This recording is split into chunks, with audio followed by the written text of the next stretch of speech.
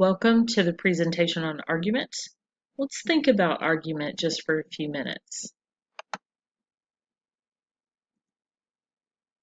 What do you know about it? What's the difference between the everyday argument and the academic argument? Think about that just for a moment. See if you can think of the differences.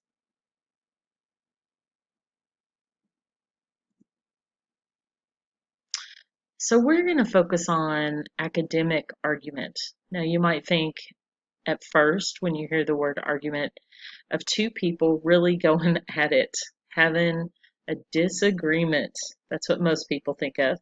But in academic argument, it looks a little bit different. And some of the techniques that you'll learn in this class, hopefully, are transferable skills that you can take into your personal interactions with people and organizations and even in your community, where you're actually backing up what you're saying and you're saying in a calm, logical way, which can be difficult sometimes, right?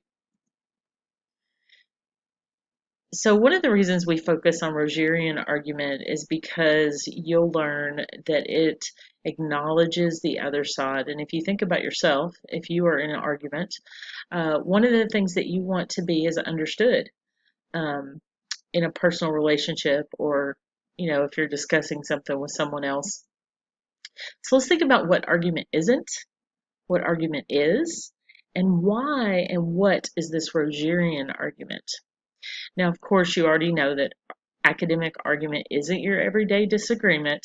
It can actually open your eyes and it can change the course of a discussion.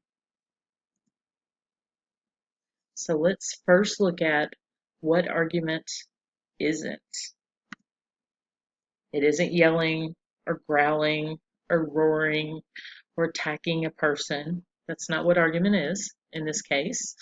It's not using grand body language, flapping your arms back and forth, your face turning red, um, spitting when you speak. It's it, it isn't strongly disagreeing, sharing an opinion with aggression, any of those things. Opening your mouth wide enough to see your tonsils, like the two lions in the pictures. So now that you know what argument isn't, let's talk a little bit about what it actually is. Argument's more of a acknowledging the other side, really thinking about what am I really wanting to communicate here and what kind of information can I provide to help you understand this. So in a way, it's seeking to understand the other person and seeking to be understood. So let's think about this. It's calm and logical discussion, but also a person who is constructing an argument has to be open-minded enough to really explore both sides when you're talking about Rogerian argument. You really have to acknowledge the other side, but you have to use support in your discussion. So you want to say, hey, I really understand what you're saying, but. So it's more of a back and forth discussion with this reader or this person that you're having the argument with. So if we look side by side comparison, you can see that um, academic argument versus real argument, right? Or our everyday argument of what we think of as a real argument. So we aren't yelling or roaring, instead we're calm and logical. Now, some students choose a topic that they're really passionate about, and that makes it harder for them to be calm and logical. So you really have to be careful in these instances on what you choose to write about. Um, if you have trouble being impartial, if you have trouble really seeing the other person's side, it can be difficult. It's not impossible, but it's difficult because one of your tasks when you're looking at argument is to do research to make sure that another person, another reasonable group of people disagree with you. You're actually looking for evidence of that before you even start, because you can't have an argument without two sides, right? So you want to know what the other side is saying so that you can defend your side, so that you can communicate your side. So also the using grand body language, that doesn't happen if you're open-minded. You're not getting angry and flapping your arms or pulling out your claws. You're really looking at both sides of this, but you are in the mindset that the position that you're taking is the better position, and you back it up with information and logic. And we'll talk about that in a different lecture. So, strongly disagreeing, sharing an opinion with aggression, opening your mouth wide enough to see your tonsils, which is not good, um, is really counteracted by acknowledgement of that other side, using the support, having a back and forth discussion in a way. So Rogerian argument is that it's a beautiful tool. Um, just making a stance is not an argument. You're just making a stance. You're just making taking one side. But when you're really doing effective argument, when you want someone who is on the fence, or well, most of the time there's three ways that people start out when they're listening to your argument, and that's completely on the other side. So you can think Democrat, Republican. You can think on the fence, hey, I'm not sure whether I'm a Democrat or Republican or who I like. And then the other side, it's Democrat or Republican. So if you're wanting people on the fence to hear what you have to say, those are the ones you're most likely to be able to bring over to your side. So I just want you to understand that it's a rare occasion that you can really persuade people to see everything your way. Most of the time, the people that you're affecting are truly in the middle. Um, so where did Rogerian argument come from? Carl Rogers invented it. He's a brilliant man. He felt that traditional argument was missing a key piece, and I tend to agree with him. It's why I use this in the class.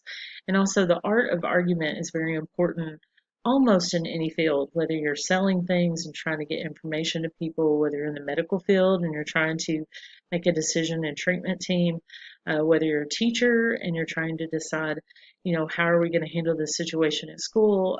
Very transferable skills. Effective argument can't happen without finding common ground. Now, that can be difficult sometimes, especially when you're in person. Writing makes it a little bit easier because you're able to do the research and really think about it before you put it into words. It's a really nice way of handling things. And then, of course, that's one of the reasons I really like speech writing too, is because you get a chance to write all that down before someone actually says it.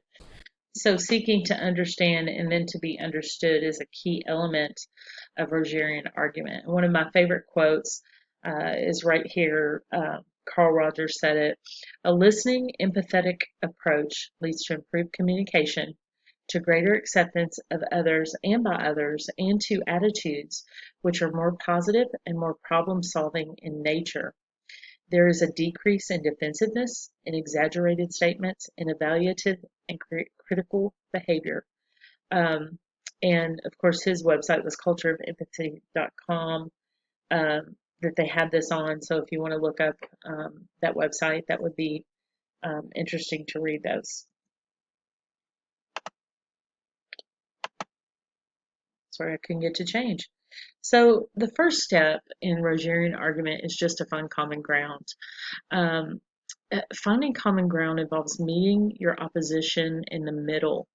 Now, in the writing style here, and these are kind of the steps to to writing your argument too, your paper. So you really have to go out there and find out what's the other side thinking, and then what are you thinking, and starting at that point. It's a conflict solving technique based on seeking common ground instead of polarizing the debate. So instead of being at opposite poles, like the earth, you really are sort of coming to this middle ground. People need to be understood to receive an argument. Now, in this class, you're going to be doing arguing for change. And this is very relevant in that, because if you see a problem in your community, in the world, wherever you're seeing that problem at, that to have people listen to say, okay, we need a change here, you have to acknowledge something about the other side, establish there's a problem, and then propose some methods to change what's going on. So it becomes really important. And you can see how that method is useful for organizations as well. So number 3, introduce the problem. When you begin your argumentative essay, you'll introduce the problem. This will actually be part of the rubric in the class, is this section, all these sections, you're going to see those show up on your rubric. And then, of course, arguing the other side, which we've already gone through. Now, your thesis is going to be a little bit different in this because you're going to you're going to have your concession. You're going to say, hey, I understand you. And then you're going to have your position after that in your thesis statement. So that kind of gives you a hint at how that'll be constructed. I think you've already seen that on your proposal as well. You're going to state your position. It's time to present your side. And remember, it's important for you to acknowledge that other side before you ever do that. So that's usually done at the beginning of your paper.